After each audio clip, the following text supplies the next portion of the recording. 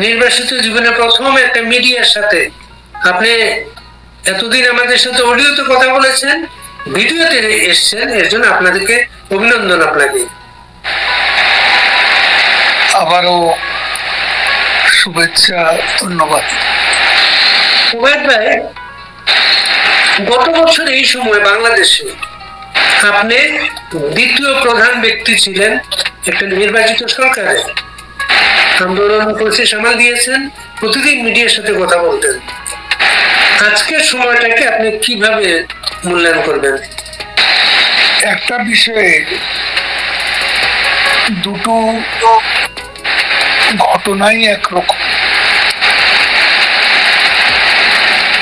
সেটা হচ্ছে রাজনৈতিক সংকট।